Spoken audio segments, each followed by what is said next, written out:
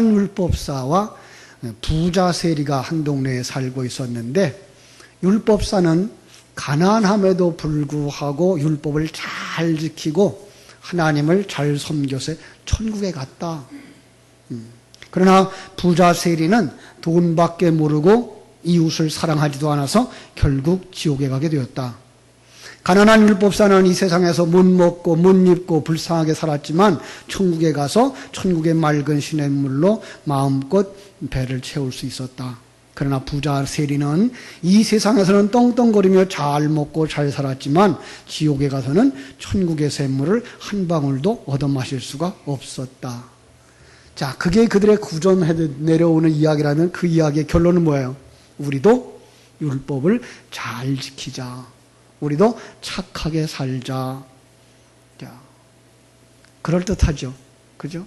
우리가 지금 주장하고 있는, 많은 사람들이 주장하고 있는 부분이기도 해요. 오늘날 설교자들도 이렇게 설교하고 싶어 하는 이 유대 랍비가 사용했던 종교적인 이야기입니다. 그런데 주님은 사실상 그 비유를 완전히 뒤집어 놨습니다. 오늘 이야기를 간단하게 정리하면, 선하고 착한 사람은 그들의 행위를 근거로 하여 천국에 가고, 못되고 악한 사람은 그들의 행위에 의해서 지옥에 간다는 이야기를 완전히 뒤집어서, 인간은 아무리 착한 일을 내놓아도 하나님의 은혜 밖에 있으면 지옥에 가고, 아무것도 한 일이 없다고 해도 하나님의 사랑과 은혜를 입으면 천국에 간다라는 거죠. 같아요, 달라요? 완전히 다른 이야기예요. 바리새인들은 이미 이 알렉산드리아의 구전 이야기를 알고 있었던지라 예수님이 뒤집어 놓은 비유를 들으면서 화가 났어요. 왜죠? 주님이 말씀하신 그 비유 속에 자기들을 지옥에 갈 부자라고 이렇게 풀어내고 있기 때문에 그런 거예요. 자기들은 율법을 잘 지키고 훌륭하고 가난한 율법사라고 스스로 여기고 있었던데, 정말 자존심 상해서 불쾌한 이런 비유를 그들은 들은 거예요. 정말 그들은 돈을 사랑하는 사람들은 아니었어요. 그들은 일주일에 2번씩 금식을 했고요, 부제했고요, 그리고 힘에 지나도록 헌금을 했어요. 그러한 자신들의 행위를 아주 자랑스럽게 여기는 사람들이었어요. 물론 자기들은 돈을 좋아하는 사람이 아니라고 여겼죠. 그런데 예수님은 그들이 바리새인들을, 그들의 의를 지워버리는, 그들의 그 착한 행위를 아주 무가치하게 만들어버리는 그 이야기를 들으니까 얼마나 화가 났겠어요. 자, 이 이야기를 바르게 이해하자면 한 걸음 뒤로 물러서서 본문의 이야기가 그 앞뒤에 어떤 문맥 속에 있는지 살펴봐야 돼요. 자, 바로 위에 있는 이야기를 한번 볼까요? 바로 이 앞에 있는 이야기가 어떤 이야기였을까요? 거지 나사로와 부자의 비유에 앞서서 그것은 어떤 배경에서 주어진 것을 우리가 16장 13절로 14절에서 볼 수가 있어요. 한번 볼까요? 13절 14절. 집 하인이 두 주인을 섬길 수 없나니 혹 이를 미워하고 저를 사랑하거나 혹 이를 중히 여기고 저를 경히 여김이니라. 너희는 하나님과 재물을 겸하여 섬길 수 없느니라. 그랬더니 14절. 바리새인들은 돈을 좋아하는 자들이라 이 모든 것을 듣고 비웃었다. 자, 조금 더 따라오세요. 예수님은 바리새인들을 뭐라 그래요? 돈을 좋아하는 사람이라. 그런데 그들은 우리는 돈을 좋아하는 사람이 아니야 라고 생각하면서 돈을 가지고 뭐 했어요? 구제하고 선행하고 율법을 지켰단 말이에요. 그런데 그들의 그 구제하고 율법을 지키고 그 착한 일을 행하는 그걸 갖다가 성경은 뭐라고 말한다고요? 돈을 좋아하는 자. 자, 이렇게 말하는 거예요. 지금 돈을 좋아하는 사람은 어떤 사람이라고요? 구제하고 선행을 베풀고 율법을 지키는 자. 여기서 돈이라고 한 말이 뭔지가 이제 알려지죠.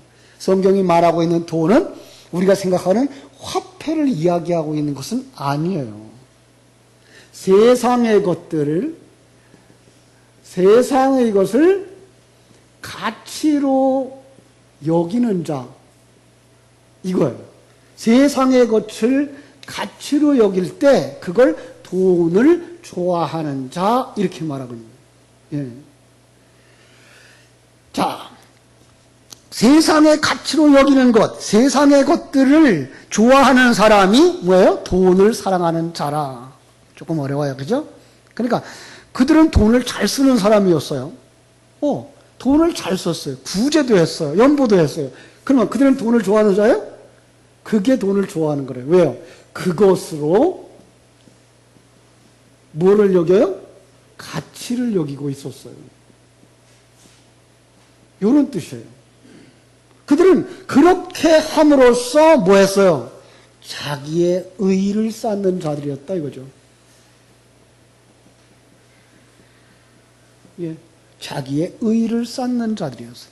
자, 그러니까 그 이야기를 쭉 하면서 뭐를 얘기해요? 불의한 청지기 비유 있어요. 이거 지금 앞에 이야기가 그 얘기거든요. 16장에서. 불의한 청지기의 비유에서 말했던 이런 얘기를 우리가 할 수 있어요. 불의한 재물로 친구를 사귀라 그랬어요. 여기서 말하는 불의한 재물은 뭐예요? 정직하게 얻지 않은 재물이에요? 아니에요. 그것도 이 세상의 재물이에요.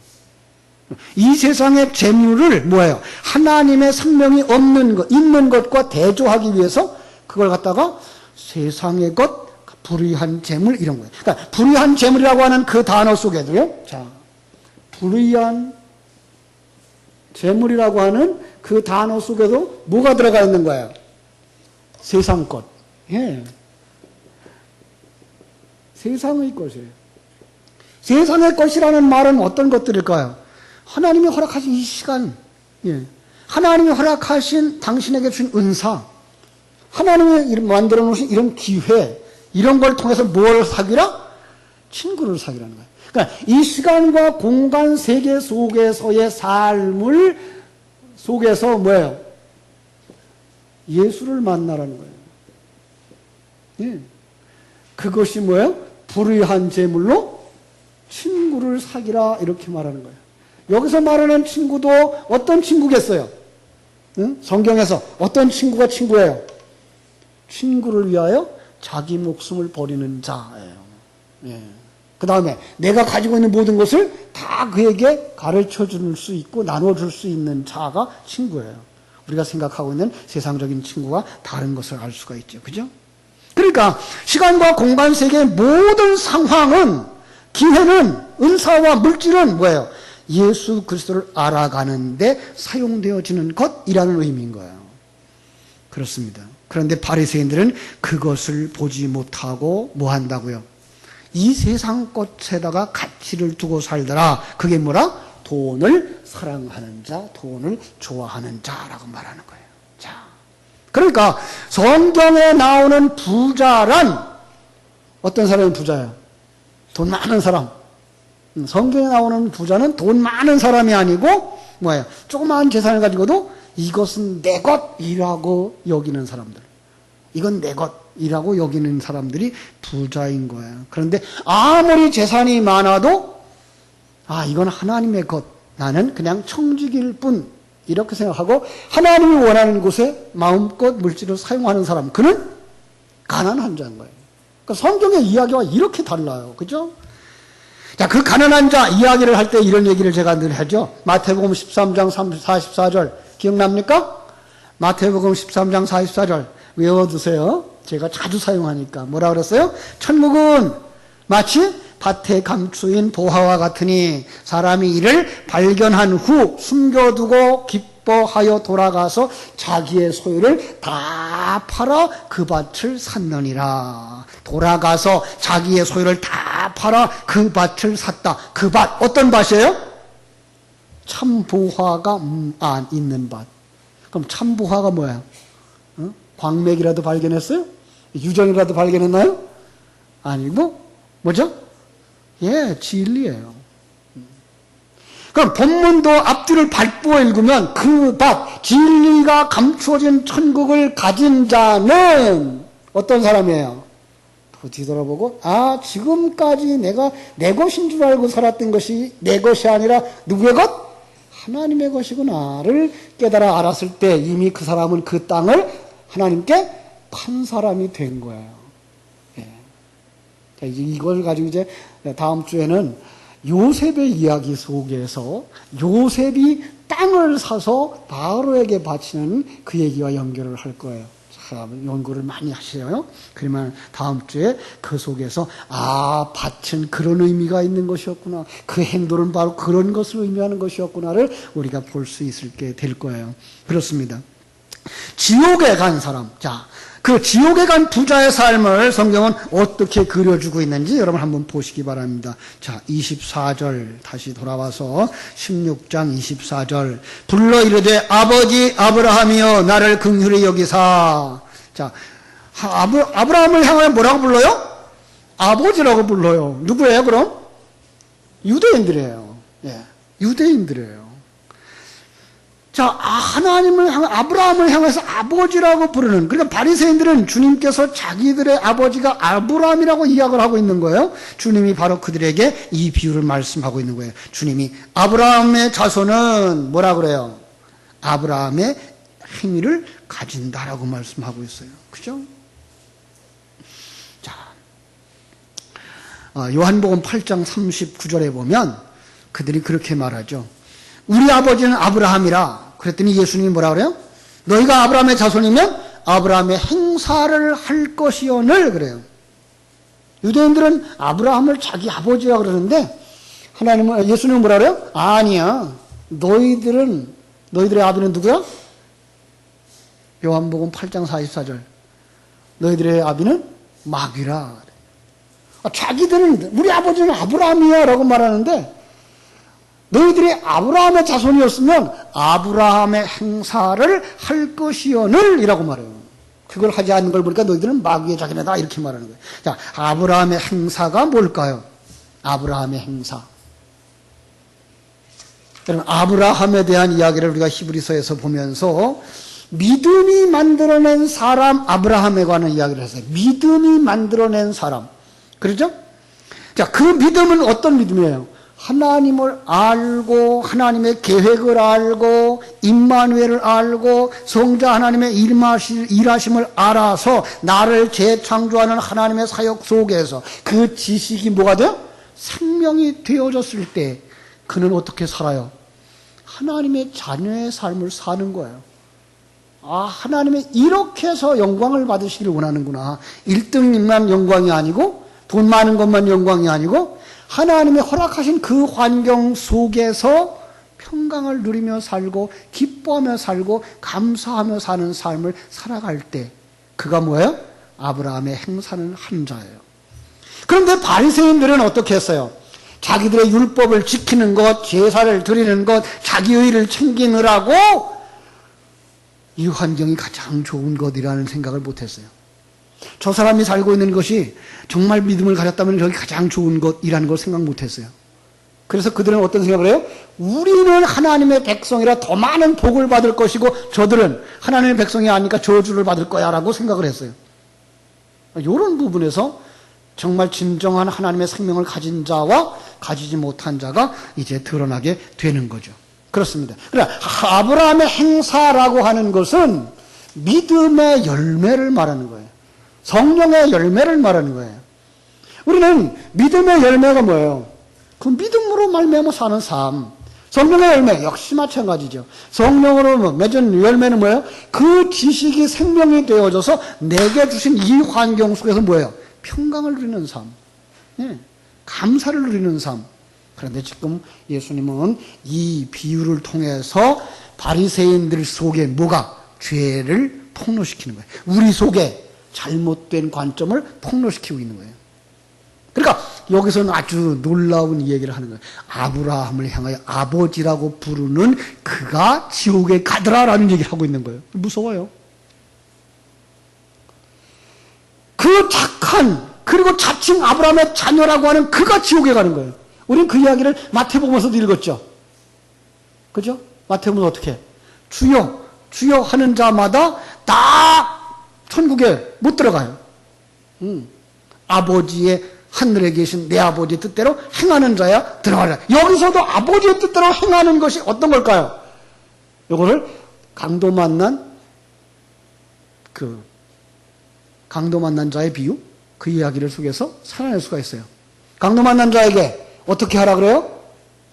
너도 가서 그 강도 만난 자처럼 너를 도우러 온 사마리아 사람, 진리를 가진 사람, 생명을 가진 사람의 그 복음을 받아서 생명으로 삼고 너도 말씀이 증거되는 그 주막으로, 교회로 들어가서 진리를 들어라. 그게 뭐예요?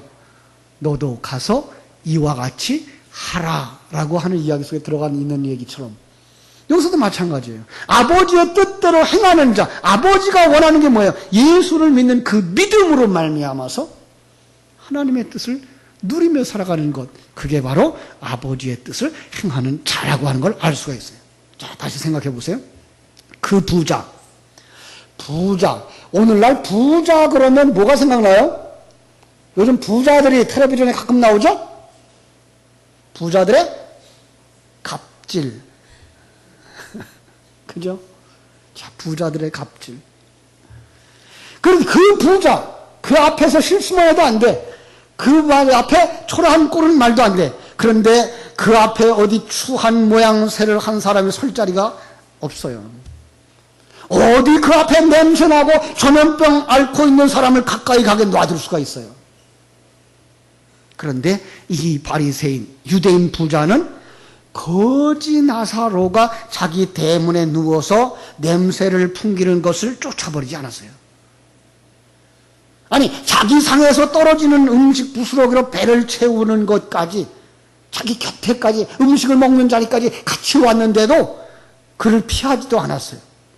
내쫓을 그냥 피해가지도 않았어요. 가만히 생각해 봐요. 우리는 그만할 수 있을까? 우리는 그만할 수 있을까? 예배 시간에 술 냄새 풍기면서 예배 들어오면, 예배당에 비척거리고 들어오면 두 손 들어 환영할 수 있을까? 그죠? 거지가, 낙노한 거지가 옷에다 오줌을 찌려가지고 찌린내 풍기면서 집으로 들어오려고 그러면 여러분, 대문 열어놓고 들어오세요. 같이 밥 먹읍시다. 그럴 사람이 있을까? 우린 그러지 못할 거예요. 그런데 이 사람이 그 정도까지 했단 말이에요. 그죠? 온몸이 골아 터졌어요. 욕창이 났어요. 벌레가 생겼어요. 개들이 와서 핥아요. 그런데 불구하고 그는 자기 밥상 아래 그런 친구를 두고도 그가 주워 먹을 수 있도록 놔뒀다 이 말이에요. 그런데 그뿐만 아니에요. 27절, 28절에 보면 어떤 이야기가 거기에 들어가 있는가 하면 가로되 구하노니 아버지여 나사로를 내 아버지 집에 보내소서. 내 형제 다섯이 있으니 저희에게 증거하여 저희여 이 고통받는 곳에 오지 않게 하소서. 그리고 30절을 뭐라 그래요? 30절 인자가 나타나는 날에도 제가 잘못 읽었나봐요. 30절 그는 뭘 얘기하죠? 아브라함이여 만일 죽은 자에게서 그들에게 가는 자가 있으면 회개하리이다. 그럼 회개할 것도 알아요. 그럼 지옥에 와서는 안 될 것도 알아요. 그런데 왜 그가 지옥에 갔어요? 이렇게 선행을 베풀고 이웃에게 착한 일을 하고 지옥도 알고 회개도 아는 그 사람이 왜 지옥에 갔어요? 한마디로 부자라서 지옥에 갔다니까요. 예. 이 얘기 금방 얘기했어요. 돈 많아서 못 간다는 얘기가 아니라고요. 그죠? 하나님의 관점에서, 영적인 관점에서 자기가 부자라고 여기는 것, 그거예요. 마태복음 19장 24절 다시 너에게 말하노니 낙타가 바늘귀로 들어가는 것이 부자가 하늘나라에 들어가는 것보다 쉬우니라. 퀴즈. 낙타가 바늘귀로 들어갈 수 있다 없다? 그러면은 뱀장어는 바늘구멍으로 들어갈 수 있다 없다? 들어갈 수 있어요. 바늘귀를 뱀장어보다 더 크게 만들면. 성경에서 그 얘기하고 있는 건 아니에요. 그죠? 절대로 불가능하다라고 얘기를 하는 거예요. 그러면 생각해보자. 천국에 절대로 못 들어가는 자부터 먼저 생각하자고요. 어떤 사람이 못 들어가요?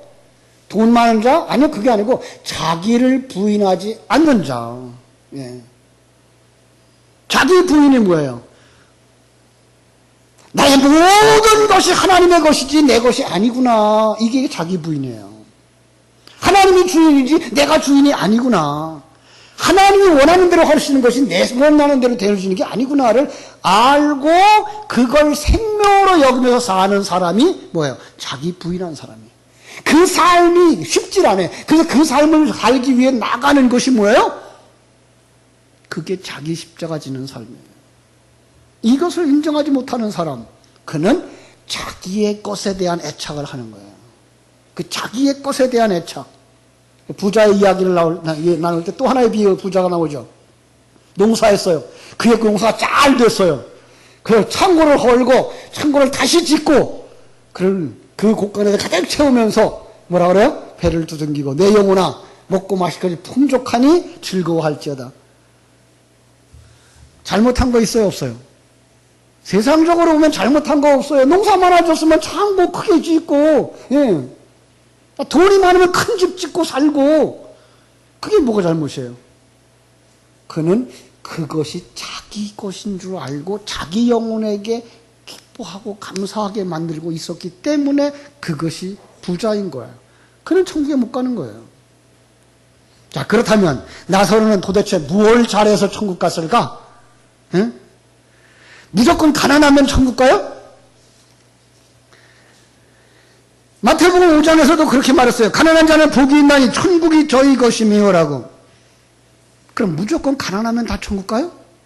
예수님 말씀하신 이 가난은 시편 51편에서 말하는 심령이 가난한 자예요. 예수가 아니면 난 존재할 수가 없는 죽은 흙을 먼지만도 못한 자라는 사실을 자기 인식으로 가진 자를 뭘 한다고요? 가난한 자라고 말하는 거예요. 자, 그렇다면 나사로가 왜 천국에 갔어요? 이것 가지고 갔어요. 가난한 자이기 때문에 간 거예요. 그런데 그 가난한 마음은 어디서 오느냐? 하나님의 은혜예요. 그래서 정말 나사로가 천국 간 건 그 거지의 생활을 하면서도 그는 어떻게 살았다? 지금까지 지내온 것 주의 크신 은혜라 찬송하며 살았다는 거예요.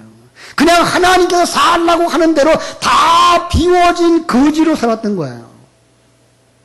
이거는 거지를 칭찬하는 얘기 아니에요. 게으름뱅이를 칭찬하는 얘기가 아니에요. 이거는 하나님이 우리에게 준 그 환경 속에서 하나님에 대한 인식을 가지고 하나님과 함께하는 임마누엘을 누리면서 그 하나님의 인도하심 따라서 기쁨과 감사의 삶을 살아가고 있는 자를 의미하고 있는 거예요. 그 상태를 기쁨으로 누릴 수 있어야 된다. 부자가 그런 얘기를 하면 그런 얘기할 수 있겠죠. 너는 부자니까 그게가 하나님 주신 복이라고 말할 수 있겠지만 난 평생을 가난하게 살았어. 병든 사람은 그러겠죠. 건강한 사람이야 그게 하나님 주신 복인 줄 알고 그거 누리며 살겠지만 난 평생을 병든 몸으로 살았어. 제 친구 같은 경우는 평생을 곱초로 살았어. 평생을 소아마비 환자로 살았어. 그런데 이게가 하나님의 은혜라고? 여러분 어떻게 대답하실래요? 그래. 그게 하나님의 은혜야. 왜 이렇게 말할 수 있죠? 우리는 이 세상 100년도 안 되는 세상 사는 게 전부가 아닌 영원한 하나님의 나라를 아는 자들이기 때문에 그렇습니다. 믿습니까? 영원이라고 하는 세계, 1000년도 아니고 10,000년도 아니고 영원한 세계 속에 100년이란 잠깐이거든요. 그런데 거듭나지 않아서 이 영원한 세계를 계산해보지 아니한 사람은 그냥 이 세상 한 해 한 해 살아가는 게 고통이고 한 달 한 달 살아가는 게 힘든 거예요. 거기서 감기라도 오면 견딜 수가 없고 거기서 좀 중병이라도 왔다 그러면 그건 감당할 수가 없는 거예요. 아니요.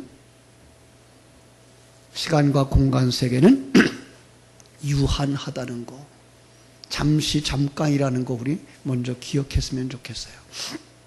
그리고 나를 다시 만들기 위한, 재창조하기 위한 시간과 공간으로서 이 세상의 삶을 허락하신 분이 하나님이라고 하는, 나를 그렇게 사랑하시는 그 하나님이 주신 현장이라는 걸 믿는 믿음이 있을 때 우린 그 속에서 찬송할 수 있게 되는 겁니다. 여러분 속에 이 생명이 있을 때 자녀들에게 그걸 권할 수가 있는 거예요. 군대 갔다 오신 분들은 제대 말년에 그러죠. 응? 제대 말년에 거꾸로 매달아 놔도 국방부 시계는 돌아간다. 이제 얼마 안 남았단 말이에요. 고통스러워도 이제 얼마 안 남았다. 조금만 견디면 제대라는 거예요. 인생도 마찬가지예요. 그 많은 시간 속에서 잠깐 100년도 안 되는 시간, 그 시간에 나를 영광으로 통과하게 하셔서 정말로 정금과 같이 빛나게 만드신다면 난 견디겠다는 거예요. 이 믿음이 여러분들 속에 있기를 주님의 이름으로 축원합니다. 나사로는, 그는 나사로예요. 그래서 그가 나사로예요. 나사로의 뜻이 뭘까요? 하나님이 도우신다. 이거예요. 이 순간에도 하나님이 도우신다. 질병 가운데 있을 때도 하나님이 도우시는 거야. 도우시고 있는 거야. 이건 나야만 도우시는 거고, 실패해서 성공의 자리를 과염하면서 도우시는 게 아니라 이게 나를 만드시는 하나님의 도구야. 그렇다고 다 실패 속에, 다 질병 속에 있으란 말씀은 아니에요. 우리는 그러한 기회조차도 선용할 수 있는 하나님의 안목을 가진 사람들이 돼야 한다는 얘기입니다. 그래서 비유 중에 사람의 이름을 쓰신 경우가 여기밖에 없어요. 왜 그랬을까요? 이건 마리아의 오라비가 무덤에서 부활했던 그 사건의 나사로와 똑같이 연결시키면서 이게 하나님의 백성이야를 가르쳐주는 것이기 때문에 그래요. 그렇습니다. 바로 우리가 나사로라고 하는 사실입니다. 자, 그 사람 정말로 천국에 간 이유가 또 하나 있어요. 그게 뭘까요? 부스러기를 먹었기 때문이에요. 제가 성찬 예식을 할 때마다 이해로 드는 비유 중에 하나입니다. 상에서 떨어지는 것, 그걸 마태복음 15장 27절과 연결시킵니다. 가나안 여자가 예수님께 찾아와서 귀신 들린 자기 딸을 구원해달라고 졸라대자 예수님이 이렇게 말씀하십니다. 자녀의 떡을 취하여 개들에게 던짐이 마땅하지 아니하다. 그랬더니 이 여자가 주여 올소이다마는 개들도 제 주인의 상에서 떨어지는 부스러기를 먹나이다. 여러분, 이 이야기는 15장 27절부터 나와요. 그런데 마태복음 14장에 어떤 비유가 있는지 아십니까? 오병이어의 비유가 나와요. 그 다음 16장에 어떤 비유가 나오는지 아십니까? 15장 마지막에 보리떡 7개와 물고기 2마리로 4,000명을 먹이는 비유예요. 자, 그러니까 그 떡과 떡 사이에 떡이 들어가 있는 거예요. 그게 뭐예요? 그 떡의 의미를 아는 이 여자가 뭐한 여자예요? 믿음이 있는 여자다. 예. 떡의 의미를 아는 자. 성경 속에 나오는 떡은 뭐예요?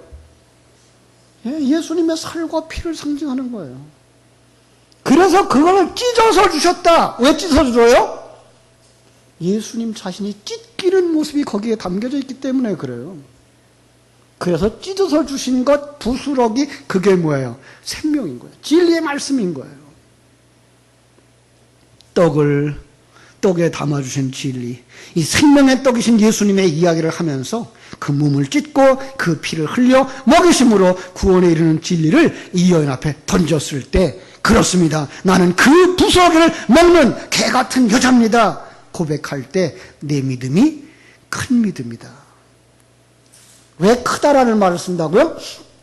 세상 것은 작은 것이고 하늘의 것은 큰 것으로 비유하기 때문에 그렇다 그랬어요. 네가 진정한 하늘의 믿음을 가진 자다 칭찬하신 거예요. 그 칭찬으로 뭐가 풀려요? 귀신이 풀려나는 거예요. 그 하나님의 생명을 가진 자가 사단의 사상을 벗어버리는 거예요. 그렇습니다.